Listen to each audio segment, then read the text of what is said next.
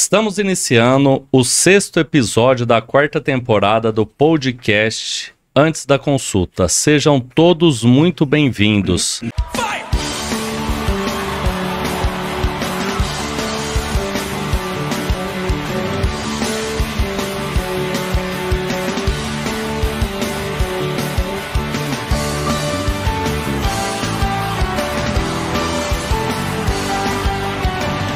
E aí, Eduardo, como é que você tá?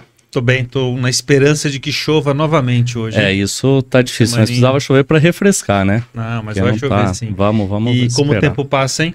Você viu? 4ª temporada, 6º episódio. Você já tá até perdendo os cabelos, né, Eduardo? Com certeza, tá ficando cabelo branco, né? É isso, João, realmente um prazer estar aqui para gravar mais um episódio. E hoje nós temos um amigo, né? Foi nosso professor, né? E era rígido, hein? Muito bravo. Era até meio chatinho, viu? Mas, cara, muito bom. E é um médico super conceituado, extremamente competente. Eu acho que foi um dos primeiros na cidade, na especialidade dele.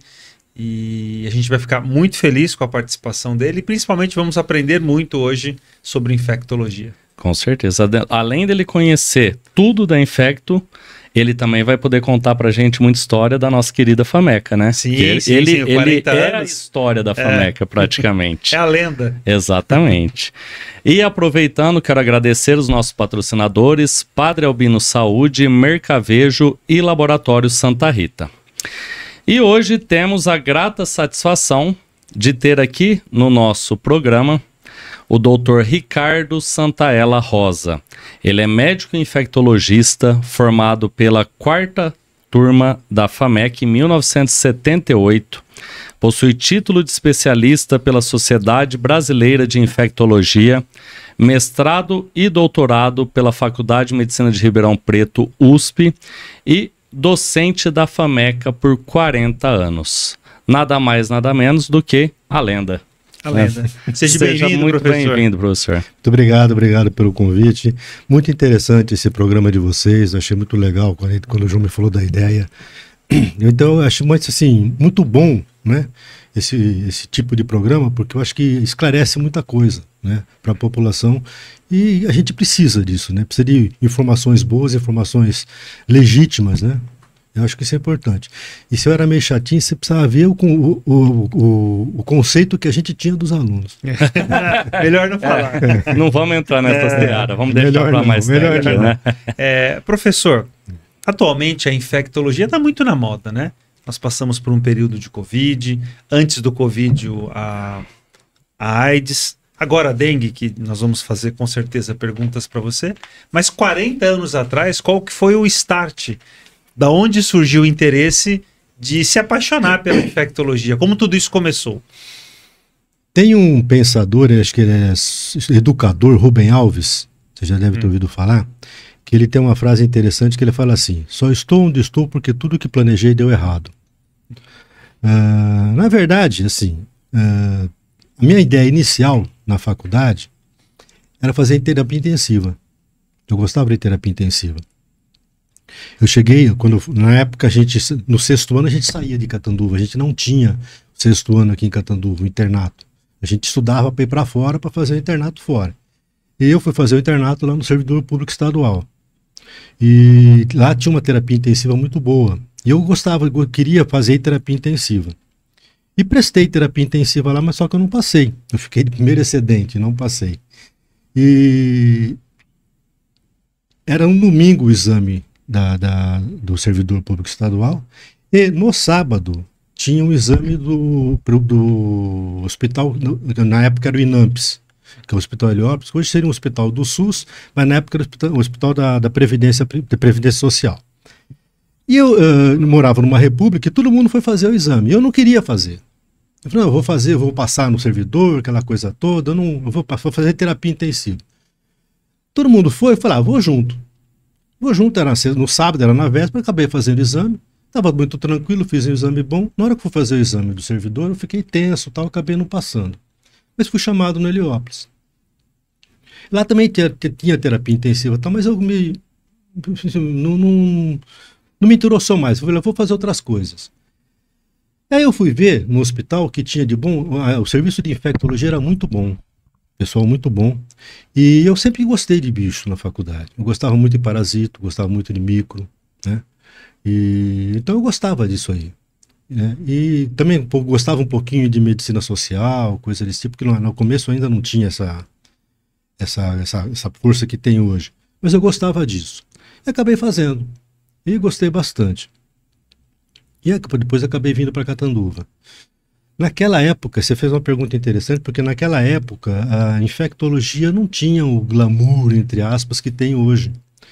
A infectologia basicamente era você cuidar de algumas doenças agudas, era muito comum cuidar de meningite, leptospirose, doenças, né, infecciosas agudas, que ou o paciente morria ou você tratava o paciente, curava o paciente. E eventualmente estava começando na época, isso foi em 79, 80 que eu fiz a residência, estava começando na época a infecção hospitalar, que depois ganhou força muito grande em 85 a partir da morte do Tancredo Neves, que foi presidente do Brasil e não foi, né? Estava começando a infecção hospitalar, então os infectologistas, a maioria ia para esse lado. Eu vim para Catanduva, comecei até a mexer com infecção hospitalar aqui e tal, mas eu não gostava muito de infecção hospitalar.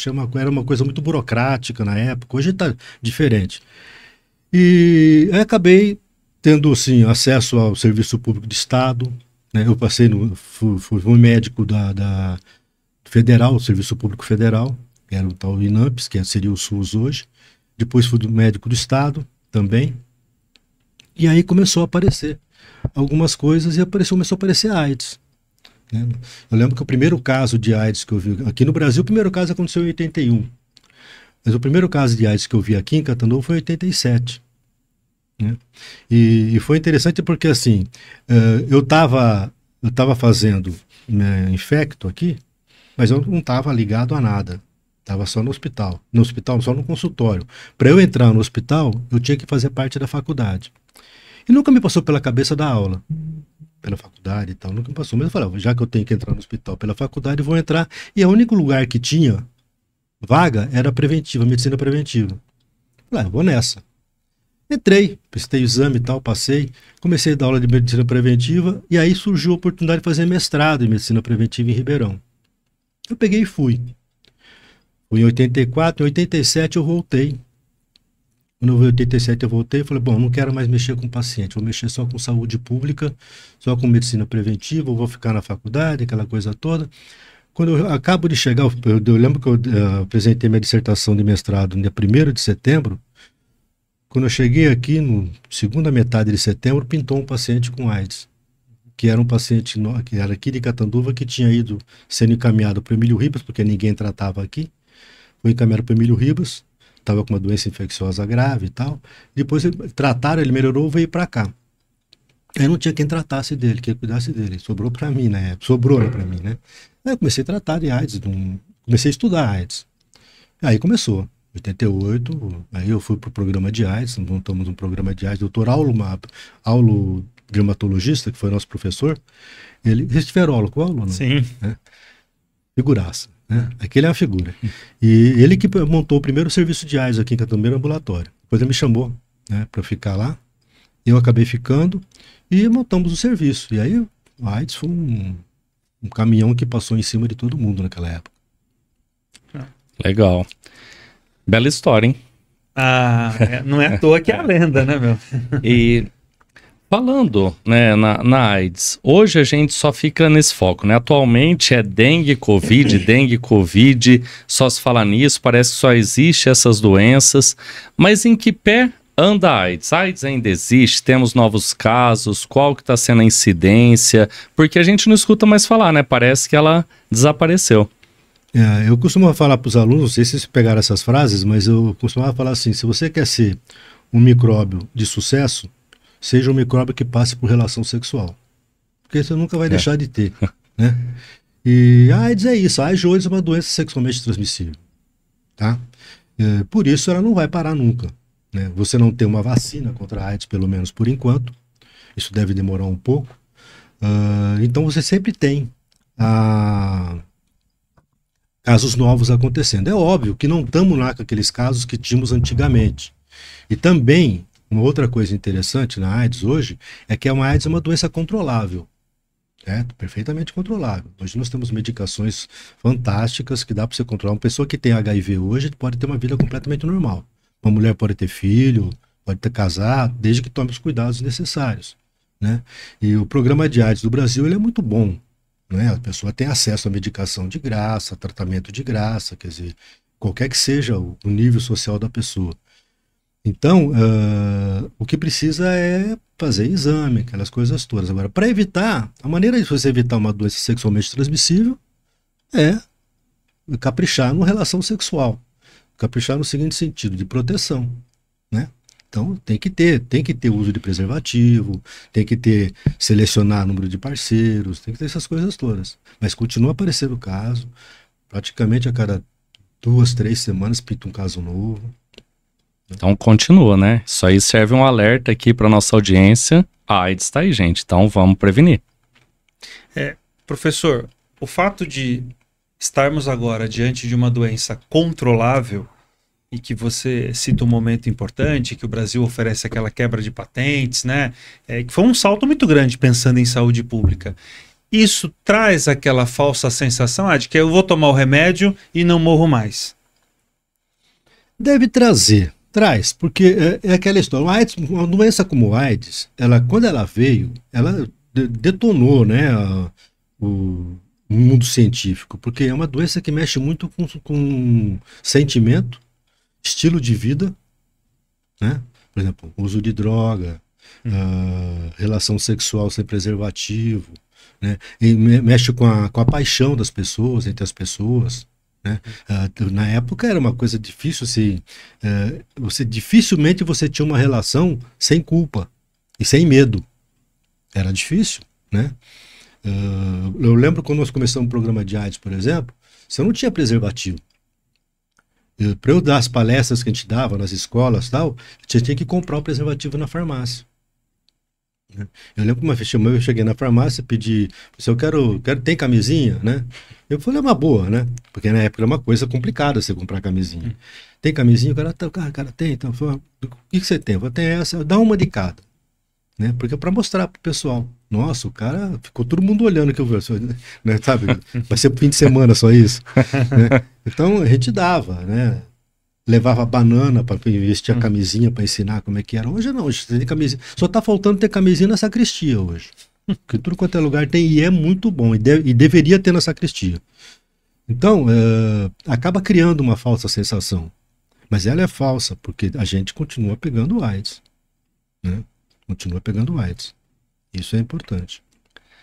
E lá naquele período, quando iniciou, você falou, cheguei, teve o primeiro caso, aí eu assumi e aí comecei a estudar, mas nesse período, qual que foi o maior desafio? Foi tentar aprender mais sobre a doença? Foi a dificuldade de ter um programa pronto já do governo, montar esse programa? O que mais foi desafiador? Um pouco disso tudo. O programa aqui começou em 87, né? Já existia um embrião de programa. O estado de São Paulo começou o primeiro programa de AIDS no estado, no Brasil foi no estado de São Paulo. Logo em seguida veio o programa nacional, né? Mas no começo era só o estado de São Paulo. Mas era muito difícil, né? Por exemplo, a gente ficava lendo, você não tinha internet na época. Então, para você depender de revista médica, tal, você tinha que ir em biblioteca. Então, aqui, por exemplo, a biblioteca era muito precária. Não tinha, às vezes a gente tinha que ir para São Paulo, buscar artigo lá na biblioteca, era Bireme, para poder ler alguma coisa. E, eventualmente, a gente tinha cursos. O pessoal inventava curso de 10 dias, uma semana, de imersão sobre AIDS. Então, os caras também estavam aprendendo, né? Os bambambam da USP, da Unicamp, eles estavam lá também, mas eles aprendiam junto, né? Mas o pessoal ia para fora, congresso, trazia as novidades. E a gente ia pegando, né? Aí depois a coisa começou a ter mais acesso à informação, acabou ficando mais interessante. Agora, aqui, por exemplo, isso aconteceu aqui, mas aconteceu em vários locais.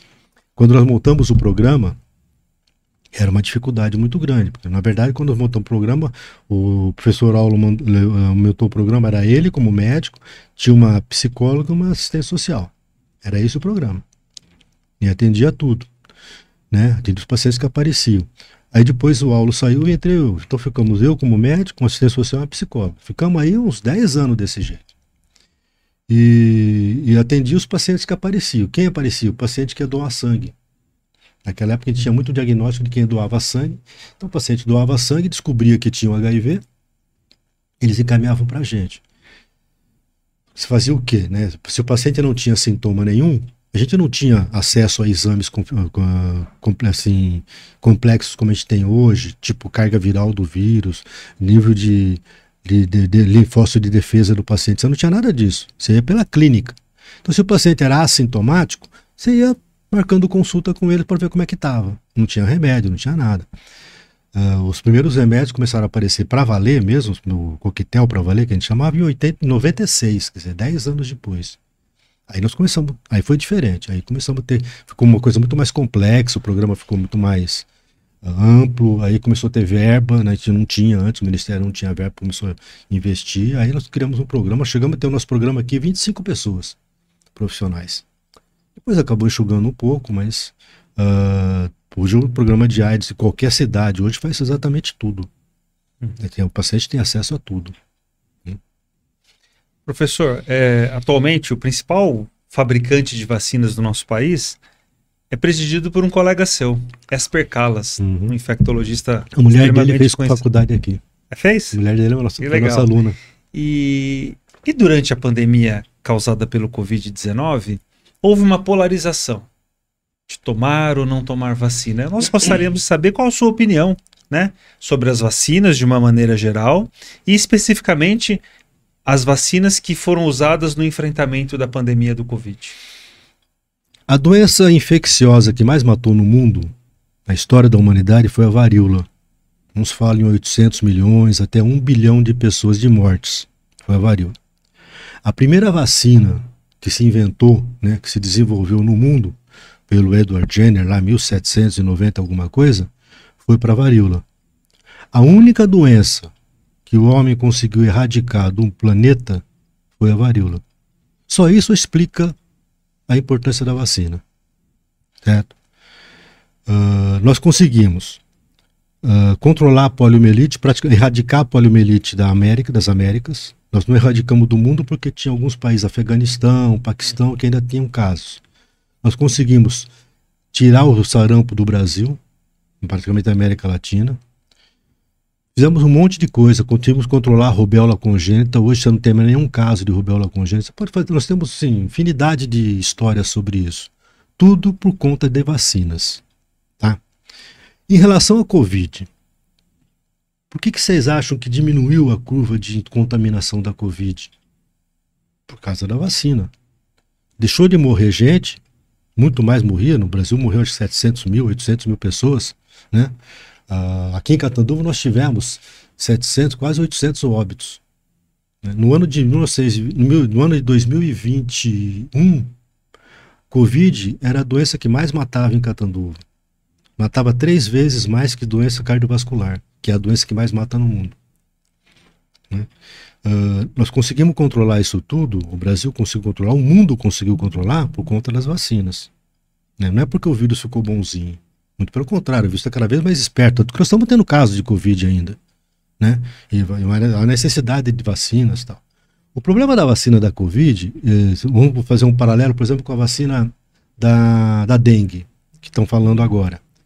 Bom, a vacina da dengue, que é do Butantan, que o Esper Calas, o Esper Calas está fazendo, está participando, ela faz 10 anos que está sendo estudada. 10 anos. E é uma vacina complexa. Por quê? Primeiro você tem que pegar 4 vírus, né? 4 tipos de vírus, não é que nem o Covid. Agora a Covid foi assim, em meses você tinha a vacina e começamos a usar. Por quê? Porque era imediato, era necessário. Você não podia ficar esperando. Era necessário. E os primeiros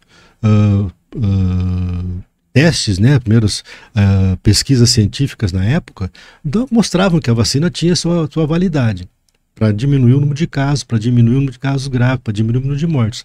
E isso foi feito, né? Agora, não existe, né, não vacinar. A gente tem que entender, vacina não é uma opção individual. Vacina não é uma opção individual, vacina é uma opção coletiva, tá? Aí as pessoas falam assim, mas e a minha liberdade de escolher? Você tem liberdade de fumar? Eu posso tirar o meu cigarro aqui se eu fumar, se fumar aqui? Não. Não posso. Sim. Ou se eu fumar, eu posso até fumar, mas eu tenho que sofrer sanção. Eu não posso num avião e fumar. Você não pode andar sem roupa pela rua? Não posso andar sem cinto de segurança. Quer dizer, então eu vou reivindicar minha liberdade de andar sem cinto de segurança. Eu posso até andar, mas se o guarda me parar, ele vai me multar. Então você pode não tomar vacina, mas só se você não tomar, você vai ter que comprar, vai ter que arcar com as consequências. Por exemplo, em crianças, escola, que exige a vacinação, e tem que exigir mesmo. Então, não existe liberdade individual em algumas coisas. Na verdade, liberdade individual só existe no coletivo. Não tem como. Não vivemos em sociedade. A gente não vive numa ilha, ninguém é Robinson Crusoe aqui. Né? O que eu faço vai interferir na tua vida, na vida do outro. Então as pessoas têm aquele esperto que fala assim, não, eu não tomo vacina, não dou vacina pro meu filho porque o meu filho nunca pegou essas coisas, eu nunca peguei essas coisas. Nunca pegou porque os outros tomaram vacina e ele está protegido. A partir do momento que os outros deixarem de tomar vacina, ele vai estar desprotegido. É o que está acontecendo, está voltando o sarampo. Estamos tendo agora, na Europa e nos Estados Unidos, uma epidemia significativa de sarampo, coqueluche, difteria, porque eles não têm a cobertura vacinal que a gente tinha aqui, né? Agora, de 2014, 2015, a coisa começou a cair, a nossa cobertura vacinal, agora está retomando. Está começando a retomar a cobertura vacinal boa. Mas nós corremos o risco de ter sarampo, corremos o risco de ter poliomielite. Então é uma coisa assim. Então vacina não existe esse papo de liberdade individual, e que é uma ala. Outra ala, que é uma coisa assim, um pouquinho mais teoricamente técnica, que seria aqueles naturopatas, os naturalistas, que não, porque vou dar antígeno, vou dar um corpo estranho para o meu filho, ele vai tomar isso aí, vai dar problema, então eu prefiro dar isso, dar aquilo, dar probióticos, coisas desse tipo. Tem uma corrente muito grande sobre isso aí, bastante tempo. Isso não funciona. Não funciona. Né? Infelizmente ou felizmente não funciona. Tem que tomar vacina para proteger. Não tem jeito. Isso é uma coisa. Mesma coisa que tomar medicação. Qualquer medicação. Por exemplo, se eu tratar uma pneumonia sem antibiótico, você consegue tratar? Você corre o risco de perder o paciente. Não é isso? Você vai tratar de um infarto, você vai dar o quê? A água com açúcar sublingual para um paciente infartado? Não pode. Você tem algumas condutas que você tem que tomar. E a medicina é uma ciência. Né? Eu falo sempre para os alunos, a medicina é uma ciência. Se a medicina é uma ciência, eu tenho que agir como um cientista age. Não que o médico seja um cientista de bancada de laboratório. A gente não é. Tem aqueles que são, mas nós não somos. Mas nós temos que ter uma conduta científica. Né? Então, isso que a evidência científica, aquelas coisas todas. Né? Eu fico muito preocupado com essa questão. Eu fico preocupado, por exemplo, com médicos bem informados que não vacinam. Eu acho uma coisa complicada. Okay. Né? As vacinas, elas tomaram esse rumo de um debate muito mais político do que científico, e isso é muito preocupante, né? Isso preocupa a gente. Nós já tivemos aqui imunologistas, já tivemos vários médicos que a gente discutiu vacina, e tem das mais variadas opiniões, né, Eduardo? A gente já viu quem é a favor, quem é contra, e eu acho super importante esse debate muito até para a nossa audiência, né, e criando a própria opinião. Mas uma coisa que sempre bate na tecla, que todo mundo aqui traz, principalmente aqueles que são contra a vacinação, os efeitos colaterais. eles existem, eles não existem, qual que é, né, a proporção, olha, de cada 1 milhão, pode ter, não vai ter, depende de outros fatores genéticos, porque isso é um ponto-chave para a discussão. Qualquer medicação que você usa, você pode correr risco de ter um efeito colateral. Vai tomar uma dipirona para dor de cabeça, você pode morrer de choque anafilático. Acontece. Sim. É raro, é raríssimo, mas acontece, certo? Qualquer um AS, um remedinho para dor de calo, qualquer coisinha que você for tomar, tem um efeito colateral. As vacinas também você tem evento adverso, certo? Você tem vacinas que tem mais eventos adversos. Porque depende do que, como ela é feita, que a gente chama da plataforma, né? O nome que se dá para isso. Por exemplo, vacina do sarampo, rubéola, cachumba, catapora, varicela, são vacinas que a gente chama de vírus vivo. Né? Então você pega o vírus do sarampo inteiro, né? Ele está vivinho, só que você deixa ele tontinho, ele atenua a gravidade do vírus, não é isso? Você atenua, então é um vírus vivo atenuado. Ele tem a capacidade de provocar resposta do organismo, resposta imunológica, a gente chama, né? Anticorpo, tal, para proteger o paciente, mas não tem a capacidade de dar doença grave, ou de dar doença. Beleza. Só que tem gente que toma vacina de sarampo e tem sarampo. Não é o sarampo. Tem aí, depois de uma semana, um sarampinho, que a gente chama, ele pinta o corpo de vermelho, fica um pouquinho de febre. É uma reação da vacina, certo? Agora, se ela não tomar a vacina, as complicações do sarampo, tipo broncopneumonia, otite, meningite, uma série de coisas, é muito maior do que se ela tomar a vacina. Com a Covid aconteceu a mesma coisa. Porque a vacina da Covid pode dar trombose. Não, eventualmente, não sei por quanto mil pode dar trombose, mas se você pegar Covid, a trombose é muito mais frequente, é 1000 vezes mais frequente. Certo? Então, todas as vacinas, todas as medicações têm os seus eventos adversos. É uma questão de risco-benefício. E isso é muito bem feito em pesquisa científica. Então, quando a pessoa solta uma vacina, é porque isso tudo foi solta para o mercado, tipo a fase 4 que a gente chama. Teve análise para isso, né? Tudo isso, tem uma análise de evidência científica provando que ela pode ter usado até isso. Por que tem vacina que você não pode, por exemplo, usar para algumas pessoas? Vacina de sarampo você não pode dar para pessoas que têm imunidade deficitária, déficit imunológico. Por quê? Porque a vacina do sarampo nessas pessoas pode dar problema sério. Então você não dá. Certo? Então tem esses limites. Né? Agora, esses limites são todos definidos cientificamente, através de trabalho científico. É isso. Eu vou aproveitar a pergunta do João e continuar nesse campo de efeitos adversos, efeitos colaterais. Na sua opinião, o que causa uma superbactéria? Foi capa da FAPESP de 2 meses atrás, né? Então existem bactérias que são indestrutíveis, né? Então a automedicação, que situações a população acaba contribuindo para um patógeno ficar cada vez mais potente, cada vez mais difícil de ser combatido. Queria que você discorresse um pouquinho sobre isso. As bactérias estão na Terra há 3,5 bilhões de anos. As primeiras bactérias começaram a 3,5 bilhões e tal.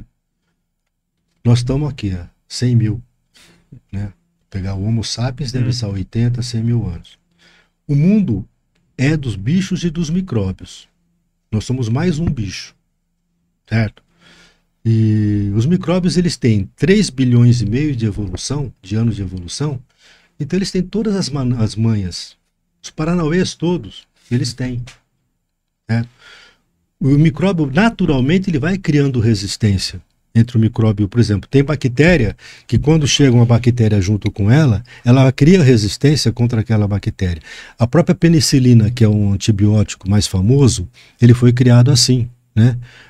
O Fleming, que criou a penicilina, dizem que foi uma distração, mas pode ser até uma coisa, mas o que acontece de fato é que ele tinha pego um estafilococo, uma bactéria que tinha lá, para colonizar estafilococo. E por um acaso, aquela bandejinha lá, esqueci o nome daquela bandejinha. Placa de agar. Placa de agar, obrigado. Aquela placa de agar foi contaminada com um fungo, né? O penicilino notatum, lá, um fungo que tinha. O fungo tinha no ar, tudo, contaminou. E ele foi ver que quando no lugar que tinha o fungo, a bactéria não chegava. Então dava aqueles halos, sem bactéria. Esse é o princípio do antibiótico terapia, o princípio da resistência. Aí criou-se a penicilina, aquela coisa toda, aí veio todos os antibióticos. O que cria a resistência é você dar o antibiótico inadequado, de modo errado, né? Um antibiótico errado e de modo inadequado. Então, eu vou dar, por exemplo, penicilina para uma bactéria, eu vou dar em dose mais baixa. Então, isso dá um problema, né? A bactéria acaba criando resistência. Quando você dá um antibiótico a uma bactéria, você acelera o processo de resistência que ela tem.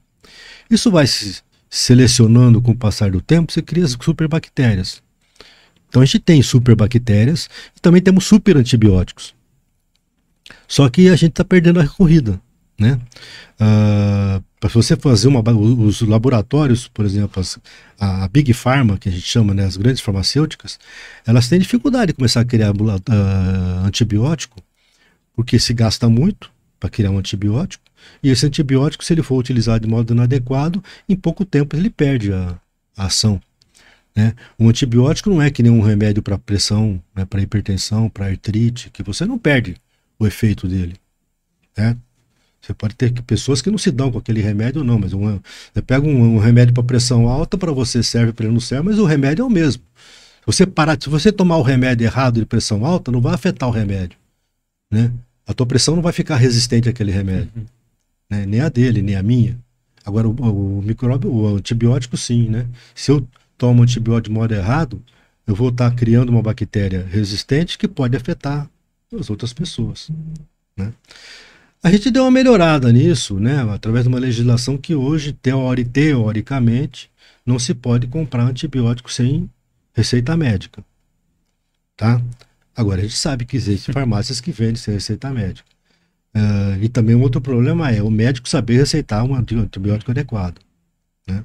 É isso que é o problema. Só para finalizar o nosso assunto de vacina, aproveitando que a gente está vivendo um momento de dengue, e muita gente pergunta, e a vacina da dengue? Já está valendo? Quem que vai poder tomar? De quantos anos a quantos anos? Vai ter, né, categoria prioritária? O que a gente já tem pronto para essa vacina? A vacina da dengue, nós temos... São duas vacinas de dengue que a gente já teve. Uma primeira que foi do Pasteur, que não vingou. E essa segunda agora, que é no laboratório japonês, né? Takeda, um negócio assim. E essa vacina da dengue, ela tem uma vacina interessante, é uma vacina que pega os 4 vírus. É uma vacina engenhosamente feita, é interessante o engenho que eles fazem. Então eles pegaram o vírus tipo 2, que é um vírus mais chato, e introduziram genes dos outros 3 vírus nele. Né? Então cria um vírus meio quimera, que a gente chama, um vírus meio quimera. E essa vacina é dada em 2 doses. Ela dá uma proteção boa, mas não é uma vacina que tem uma eficácia, por exemplo, como sarampo, hepatite B, que tem uma super eficácia de 95%, 98%. É uma proteção que, em média, 65%, 70% de pegar a dengue. E uma proporção de quase 80% de não ser hospitalizado, que é o que interessa. Como a vacina da gripe a própria vacina da Covid também é assim. Tem essa chamada eficácia. Qual é que é o problema? O problema é que quando você faz uma vacina nova, você vai testar essa vacina, você testa naquelas populações com mais segurança, que tem mais segurança. Você não vai testar num velho de 90 anos uma vacina, não vai testar numa criança de 6 meses. Não vai testar num paciente que tem uma leucemia grave. Então você vai testar naquela faixa etária. Isso é uma legislação da Organização Mundial de Saúde. Você vai testar naquela faixa etária que é mais segura. Então todas as vacinas são assim. A vacina da dengue começou assim também. Então essa vacina ela foi principalmente testada numa faixa etária que eles consideraram segura e que ao mesmo tempo é uma faixa etária importante para evitar a doença. Segundo a visão mundial da dengue, não é a visão que nós temos. A visão mundial da dengue é que dengue dá muito mais em criança do que em adulto. Né? Porque os países que mais têm dengue são países que têm dengue há praticamente séculos, né? Décadas e décadas e décadas. O que vai acontecendo? Os adultos vão pegando a doença e vão ficando imunes, vai sobrando para as crianças. Então se você for pegar, você quer estudar dengue grave, Você vai pegar qualquer artigo científico de dengue grave, vai ser estudar em criança. Febre hemorrágica da dengue é em criança. Vem lá no Filipinas, Egito, o escambau, é tudo em criança. Então eles pegaram uma faixa etária e que aqui no Brasil, tirando os idosos e as crianças pequenas, os extremos de idade, a faixa etária com mais problema era a faixa etária de 10 a 14 anos. Né? Então eles começaram a liberar essa vacina para essa faixa. Por enquanto está aí. Por que não mais? Por que não depois de 14? Poderia ser dado 14 até os 50, 60 anos. Porque não tem vacina suficiente. O laboratório não está... Não é aqui no Brasil. Era o laboratório japonês. Outro problema dessa vacina. Você tem 2 doses. Você toma uma dose hoje, a primeira dose não dá muita proteção, a segunda dose é com 3 meses depois. Então, se você tomar uma dose hoje, 7 de março, você vai tomar outra dose em junho. Em junho já acabou a epidemia. Então, essa vacina, esse ciclo vacinal que está sendo liberado, não vai impactar na epidemia esse ano. Vai impactar na epidemia do ano que vem. Mas esse ano não. Tá? Então, esse ano, para a gente evitar a epidemia de dengue, evitar a epidemia nós não vamos minimizar, porque a epidemia tá braba. Minimizar a epidemia é tomar aqueles cuidados antigos de sempre. Matar criadouro, destruir criadouro, tomar cuidado, só que de uma vez por semana correr o quintal, botar salmoura no ralo, sabe? Essas coisas. Né? Se hidratar bem, tomar com sintoma, procura um médico, é isso. Né? A vacina não vai impactar, essa vacina não vai impactar nessa epidemia. Ricardo, a gente ainda continua no nosso país, a gente faz sempre uma medicina curativa, né? Você foi professor de epidemiologia e a gente deveria aprender a prevenir a doença. Como você falou, vai ter uma relação sexual, usar o preservativo. Então, a gente tem um vetor, a Aedes aegypti, que dá no mínimo 3 doenças. Zika, chikungunya e dengue. E febre amarela. E febre amarela. Então, são 4 doenças por um pernilongo. Não era mais fácil erradicar o pernilongo? Você está me contando 10 anos para desenvolvimento de uma vacina nacional que não tem uma eficácia de 100%. Então, eventualmente, alguém toma a vacina e ainda tem dengue. Ponto. E a gente ainda, anualmente, de forma cíclica, hoje eu ouvi no rádio 500 casos confirmados de dengue em Catanduva e uma morte em investigação. Até quando até quando a gente vai aceitar isso? O que a gente pode fazer para mudar esse panorama? Você falou de erradicar o mosquito. Nós erradicamos o mosquito uma vez no Brasil, em 1955. Ele ficou porque o mosquito da dengue, o Aedes aegypti, ele não era nem da dengue, era mais da febre amarela na época, né? Porque tanta história da revolta da vacina foi por causa disso, vacina de varíola, controle da febre amarela, aquela coisa toda. E se erradicou o mosquito através de uma campanha muito forte no Brasil todo de dedetização, usando o DDT, que era fatal para o mosquito. Mas hoje a gente não pode mais usar o DDT, porque ele é tóxico demais. E o mosquito já não tem mais a sensibilidade que ele tinha ao DDT. Então, para você matar o mosquito alado, que é um mosquito vivo, né, o mosquito voador, a mosquita, né, porque é ela que é o problema, é uma fêmea que passa a doença, você tem que usar, se você for usar por pulverização, você tem que usar esses que a gente usa hoje, piretroide, essas coisas todas, que tem um efeito parcial. E a gente tem que lembrar o seguinte, como as bactérias também estão há muito tempo aqui, os mosquitos também estão. E eles estão muito bem adaptados. Principalmente o Aedes aegypti, a fêmea do Aedes, ela é sugadora de sangue por excelência, porque ela precisa do sangue para ovipor, para pôr os ovos. E ela suga o sangue só de ser humano. Então ela vai ficar onde tem homem. Onde tem homem, onde tem mulher, onde tem gente, ela vai ficar. Certo? Você não vê Aedes aegypti, por exemplo, nas florestas, que nem tem os mosquitos da febre, outro mosquito da febre amarela, o silvestre. Você não tem isso aí. Você tem no município, você tem no domicílio, você tem nesses lugares onde tem gente. Porque ela também não é de voar muito. Ela não tem um plano de voo muito grande. Preguiçosa. É meio preguiçosa. Então, e ela precisa voar. Outra coisa que é característico da mosquita. do mosquito, da fêmea do mosquito. Ela pica, né? Vamos dizer, pica você, por exemplo. Ela pode passar a dengue para você. Só que ela pica você pouco tempo. Qualquer coisinha que você faça, ela arisca. Então ela sai de você, ela não está satisfeita, ela vai picar outra pessoa. Por isso que é comum, tem epidemias, 4, 5 pessoas da mesma família com, geralmente foi um mosquito só que picou aquilo tudo. Porque ela pica várias vezes. Ela precisa de bastante sangue. Agora você não consegue erradicar o mosquito. Não consegue mais. E nem vai conseguir, né? O que você vai conseguir é evitar que esse mosquito pique outras pessoas. Então você pode, o que pode ser feito, o que se faz hoje ainda e se pede para fazer, vamos limpar o quintal. Agora o que precisa entender? Uma epidemia, qualquer que seja a epidemia, depende de alguns fatores. Depende do fator humano da pessoa, do doente, depende das questões sociais, depende de armas que você tenha para controlar aquela doença e depende de vontade política. Né? Basicamente isso. Você pegar uma doença como sarampo, eu sempre dou esse exemplo, você pegar uma doença como sarampo, uma epidemia de sarampo, o que nós vamos fazer para controlar uma epidemia de sarampo? Nós não vamos matar mosquito, não vamos usar preservativo, nós vamos usar a arma que a gente tem para o sarampo, que é a vacina. O que precisa? Do ponto de vista da pessoa, está disponível a tomar vacina. Então a mãe pega a criança, o pai pega a criança, vai no posto de saúde.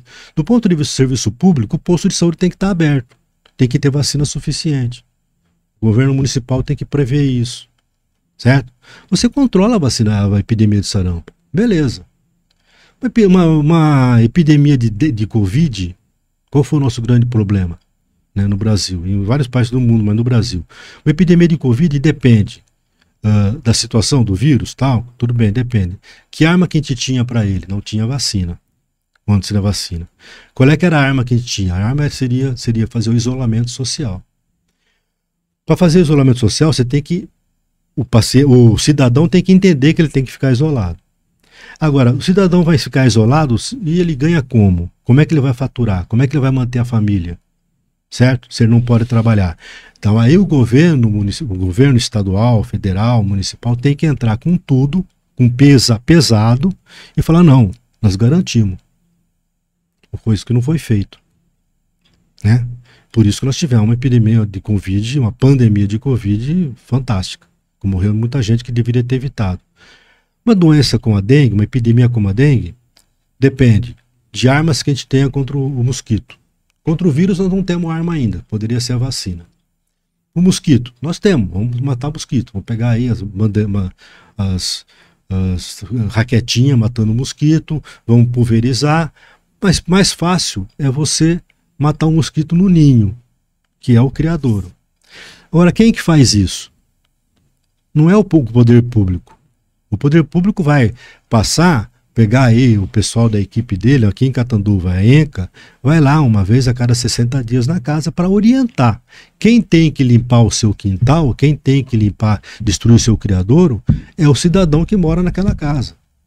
Está mais do que definido isso, há muito tempo a gente fala isso. Mais de 80% dos casos de dengue se pega na sua casa, não é no vizinho.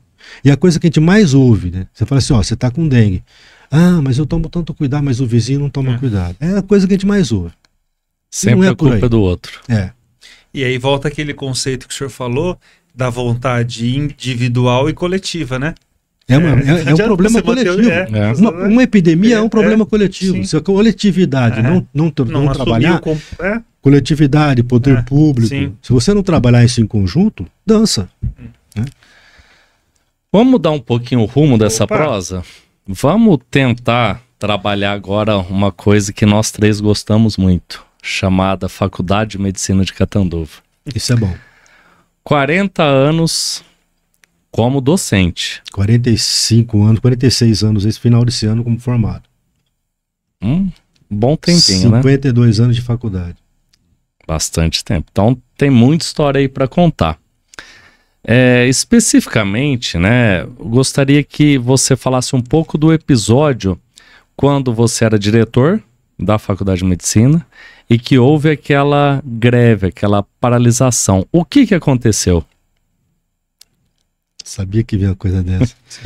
Eu vou te falar a minha versão. Claro, mas né? é isso que a gente O que quer eu ouvir. senti na época. Eu fui diretor da escola na época. Na época, assim, era diferente a relação da escola com a fundação, que a Faculdade de Medicina pertence à Fundação Padre Albino. Na época, nós tínhamos 4 faculdades.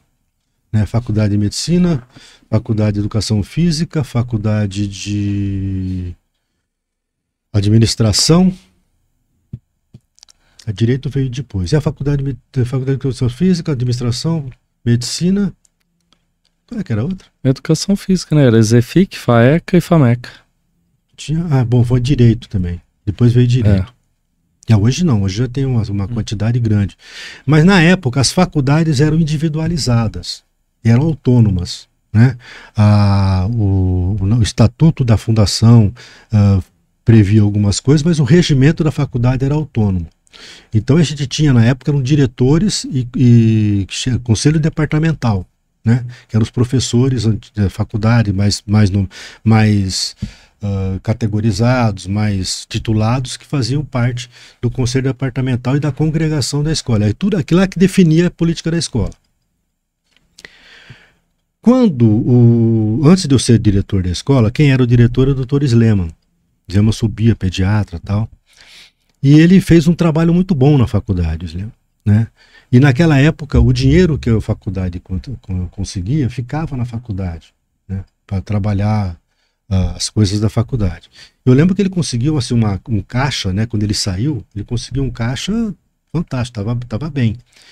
E ele foi proposto para ele, a gente propôs para ele ser reeleito, fazer reeleição.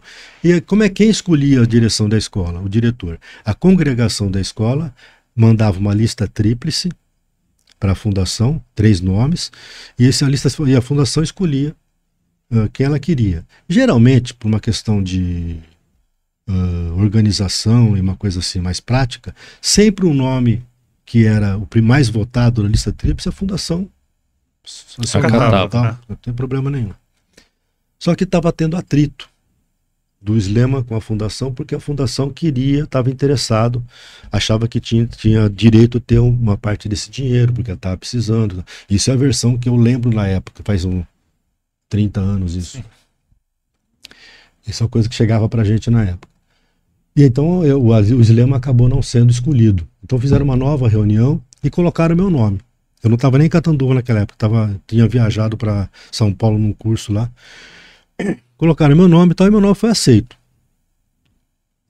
Eu lembro que eu falei para Celina, minha irmã, falei, eu vou aceitar, né, mas eu vou começar, mas eu não vou terminar. Eu não fico até o fim, eu falei para ela, né? Porque a gente estava querendo manter as coisas da faculdade. Aí eu comecei a trabalhar com direção, tudo, o primeiro ano foi mais ou menos normal. Aí a fundação começou a pressionar para ter acesso ao dinheiro. E nós entramos, isso nós que eu falo porque eu entrei sempre em contato com a congregação definia tudo, então eu discutia com todos os professores, então nós contratamos um advogado para impedir essa tomada de dinheiro da fundação. E nós conseguimos, né? Conseguimos impedir. E aí veio a resposta da fundação, bom, então vou me exonerar. Me exoneraram como diretor, demitiram o professor Aulo, que era um decano da faculdade, um dos decanos, demitiram o professor Gil, que tinha sido vice-diretor, junto com o Sleman. E a Jezabel foi depois de uns 2, 3 meses. Baita sacanagem. Foi uma das coisas mais assim, mais injustas que eu já vi na minha vida, foi a demissão da Jezabel. Tanto que, quando o Gil e a Jezabel depois entraram, eles não podiam fazer essa demissão, porque o regimento da faculdade não permitia. Não permitia que me exonerasse. Né? A Jezabel e o Gil entraram na justiça e depois de um certo tempo eles conseguiram retomar. Eu fui exonerado como nós entramos com advogado na época, tudo, mas como o meu mandato terminava em 1 ano, passou esse tempo de 1 ano, então o juiz já falou, então já passou o tempo, você não pode voltar mais. Então eu acabei não sendo reconduzido. Mas eu não perdi o cargo de professor. A reação dos alunos foi fazer greve, certo? Porque não queria que os médicos fossem demitidos e tal. A reação foi fazer greve. Então teve aquele movimento todo de greve, tudo, um troço muito tenso. E aí depois houve uma mudança por conta disso. O Catalyst fomentou uma mudança. Hoje na faculdade é completamente diferente, né? A fundação tem um novo estatuto, hoje nós somos um centro universitário, as faculdades são todas agregadas à fundação, né? A fundação é o órgão mais importante. Melhorou, de certo ponto de vista melhorou bastante, mas do ponto de vista que a gente tinha naquela época foi realmente difícil, foi complicado. Vou aproveitar o assunto educação médica e com uma experiência tão vasta, né, 40 anos, qual a sua opinião sobre a abertura de novos cursos médicos? E você deve ter tomado conhecimento, o professor Isaac Jorge veio a falecer recentemente. Exato. Ele era um batalhador sobre isso aí, né, contra, né, tal, ele junto com o Conselho Regional de Medicina. Aí é o seguinte, ó, depende do que você quer. Qual é que é a proposta? Nós precisamos de médico, certo? Nós precisamos de médico. Nós estamos assim com uma distribuição de médicos muito irregular, muito desigual no mundo todo, no Brasil todo. Vamos falar do Brasil. No mundo também, mas não vou falar do Brasil, que interessa é o Brasil. No Brasil todo. Uma concentração muito grande nos grandes centros, os centros mais desenvolvidos, e uma densidade muito baixa de médico na periferia, mesmo nos grandes centros, nas grandes cidades, nas periferias das grandes cidades. O João sabe melhor que eu isso aí. Você tem uma dificuldade de médicos. Foi daí que veio aquela ideia do Mais Médicos, né? No programa na época da Dilma, tal, que, na minha opinião, era necessário, mas eu acho que foi feito de maneira meio assodada e com falta de tato. Porque para trabalhar com classe médica tem que ter tato também. Mas foi tudo bem, né? E constava nesse Mais Médico, além de trazer médicos de fora, porque os nossos médicos não iam, nós não tínhamos médicos suficientes para ir na periferia e com formação suficiente para isso naquela época, então trazer médicos de fora. A vinda dos médicos cubanos não é porque eram cubanos, é porque Cuba faz isso há muito tempo, desde a Revolução Cubana. Isso é uma proposta do próprio Che Guevara, né? Que era médico. Era exportar, era fazer bastante médico para exportar médicos para os países que tinham com falta. E naquela época, os médicos cubanos, eles são capacitados para atendimento primário. Eles são muito bem capacitados para atendimento primário. O João pode falar melhor que eu isso, porque ele também trabalhou. Ele pode até falar algumas coisas que eu não tô falando que podem não ser tão verdade assim. Você trabalhou nessa parte. Fui supervisor aqui na região. Mas, de modo geral, os médicos cubanos têm uma capacidade boa para isso. Lógico que tinha as coisas falhas, tal, sempre tem aquele que não é dos melhores. E fazia parte desse programa o aumento de vagas de medicina, de escolas de medicina, exatamente para poder criar mais médicos, depois de 10 anos, porque um aluno que entra na faculdade de medicina hoje, ele vai custar, né? Vai começar a trabalhar para valer depois de 10 anos. Vai começar a dar retorno, né, para a sociedade depois de 10 anos. Então essa é a ideia. Só que eu acho que deturparam muito a ideia, porque eles começaram a abrir faculdades onde não era para abrir. E abrir faculdades particulares. A ideia era abrir faculdades que fossem públicas, né? E começaram a aumentar o número de casos, o número de vagas. Na Catanduva mesmo, né? Quando nós começamos, nós tínhamos 64 vagas. E hoje nós estamos com 110. É muito diferente você trabalhar com 64 do que com 110, é quase o dobro. Certo? Então isso é uma dificuldade muito grande. E continua, né, aumentando o número de vagas e tal. Quando eu me formei, nós tínhamos 90 cursos de medicina em Catanduva. Hoje são 350, 330. Catanduva não, desculpem, no Brasil. É um absurdo, né? Agora, se você tivesse esses grupos todos, esses cursos todos de qualidade, por exemplo, que fossem públicos, estatais, tudo, né? Para você poder pegar a população que realmente está precisando para poder fazer medicina, disso aí, para depois poder trabalhar no serviço público, seria ideal. Mas não é. 60%, 70% disso é vaga privada, né? E vaga privada não está adiantando muita coisa. Se bem que já melhorou perto do que era. Perto do que já melhorou.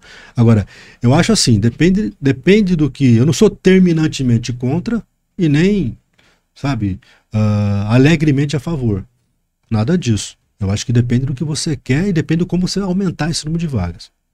E antes do João fazer a pergunta dele, além do aumento do número de vagas, tem um outro complicador. Você não aumenta o número de vagas de residência, né? Isso é um problema, você tá criando um contingente cada vez maior e... Mas fazia parte... que não vai se especializar. Mas né? Fazia parte do programa Mais Médico também essa coisa, aumentar o número de vagas, né? Só que aí o programa Mais Médico depois acabou por baixo, agora criou-se um outro programa que eu não, sinceramente agora eu não sei como é que está andando a coisa, né? Mas tem esse problema de escolas particulares de baixa qualidade, né? E isso é muito sério. Eu queria até falar um pouquinho disso, porque eu tenho falado muito com os alunos na faculdade também, porque o aumento da quantidade de novos médicos que a gente vai ter no mercado, eu vislumbro uma situação, eu não quero que isso aconteça, claro, mas em um futuro não tão distante, nós vamos ter médicos que não serão médicos. O médico vai ter que trabalhar em outra área, porque não vai ter onde colocar. Aqui na nossa região, pelo menos, ou no estado de São Paulo. Porque, além de abrir muita faculdade, essas faculdades estão muito concentradas aqui no eixo. Né? Esse é o problema errado. E onde isso precisa ter norte, nordeste, mesmo centro-oeste, ter mais mão de obra médica, a gente não tem essas faculdades para tentar, né? Seria uma ideia fazer a faculdade lá para deixar essa pessoa fixa. E aí até, né, te respondendo sobre a minha experiência com Mais Médicos. Eu cheguei a fazer supervisão, acho que 2 ou 3 anos, eu entrei pelo Provab ainda, que era o primeiro modelo, e depois veio o Mais Médicos. E eu tive um contato muito grande com médicos cubanos, visitava eles todos os meses aqui na região. Infelizmente, a maioria, ele não conseguia, não sei se por dificuldade com o idioma ou se adaptar, mas eles não conseguiam devolver uma qualidade que era esperado. E não sei também se pelo fato de ser aqui nessa região, talvez eles consigam desenvolver isso melhor no norte ou nordeste, mas aí eu não tenho como avaliar. Ao mesmo tempo, eu lembro que um dia eu estava conversando, um dos primeiros contatos que eu tive com um médico, ele ficava aqui, como que chama? Vila Roberto. Ele ficava em Vila Roberto. E eu comecei a conversar com ele tinha muito conteúdo, muito, de atenção primária, e falando, e eu fui descobrir que ele era professor universitário em Cuba, de medicina de atenção primária, médico de família. Ao mesmo tempo que a maioria que eu via não tinha, mas vinham pessoas também boas que conseguiam dar conta do recado. Como hoje nós temos também, se você pegar todos esses recém-formados e jogar para atender, vai ter um ou outro que vai se destacar, mas a maioria hoje aqui formada aqui também não vai ter essa condição. Que todo mundo ainda acha que pelo fato de ser atenção primária, que qualquer médico vai conseguir dar conta. E é um erro grande isso, né? Medicina pobre para pobre, né? Que é aquela coisa simples, bobinha. E quando o médico entra para atender, para fazer atenção primária, ele começa também a ter problema de saúde mental, começa a ter depressão, começa a ver a dificuldade que é trabalhar ali e tentar resolver os problemas dos pacientes, e ele não dá conta e ele pede para sair. Infelizmente o que a gente está vivendo. Mas isso é um debate, a gente tem que marcar um outro podcast para... Porque a relação que ele vê, por exemplo, que ele aprendeu na faculdade de medicina, ele não consegue adaptar na... Isso. Porque a faculdade não foi... Aqui a gente tem conseguido bastante coisa, né, João? Sim. Aumentou bastante o número de médicos, de ex-alunos interessados em medicina de família. Sim, nós abrimos a residência, né? Já temos... Acho que conseguimos plantar uma sementinha, né? Graças a Deus. Muito legal. E hoje muito mérito também do Luiz Gustavo, que foi nosso aluno e que fez medicina de família, veio e conseguiu abrir a residência e já estamos aí já formamos 2 turmas, graças a Deus. Beleza. O papo tá muito bom, mas nosso tempo tá esgotando, Eduardo. Infelizmente, hein? Infelizmente. Mas o professor tem muita história para contar. Acho que tem que gravar a gente pode escolher ele com outro. Sim. Outra lenda da faculdade, vir aqui pra gente bater um papo, falar só da FAMEX. Você topa? Ou também pode fazer o seguinte. Faz uma pizza na tua casa e chama esses caras pra lá, né? Eu acho que essa segunda opção é melhor. Não quer gravar, mas não precisa levar o microfone, né? Mas desde já quero te agradecer muito. Desde o primeiro convite, já foi direto ao aceite. Muito obrigado. Foi uma honra ter você aqui com a gente. Sempre um prazer. Fazia tempo que eu não te via, né? Então, muito obrigado mesmo. A gente só tem a agradecer, professor. Pessoa singular, né? Sempre muito preparada. E nós é que ficamos felizes. E com certeza a audiência pôde aprender muita coisa, né? Ter mais subsídios para formar a própria opinião. Foi um bate-papo extremamente enriquecedor. Eu é que agradeço o convite, um orgulho muito grande de ver vocês dois aí fazendo esse trabalho, que é muito interessante. Eu acho que é muito bom isso pra gente, né? Para a comunidade de Catanduva isso é muito bom, agradeço o convite. E se quiser convidar mais vezes, estamos aí. Já está previamente convidado, só vamos definir o tema. E aproveitando, agradecer mais uma vez os nossos patrocinadores, Padre Albino Saúde, Mercavejo, Laboratório Santa Rita. E pessoal, entre lá no nosso site, lá nós temos todos os episódios, tem todo o material lá para vocês assistirem, reassistirem, não é isso, Eduardo? Só você acessar www.antesdaconsulta.com, acessa o YouTube, Spotify e Instagram. É isso aí, pessoal. Muito obrigado pela audiência mais uma vez e até a próxima. Até, tchau, valeu. Tchau.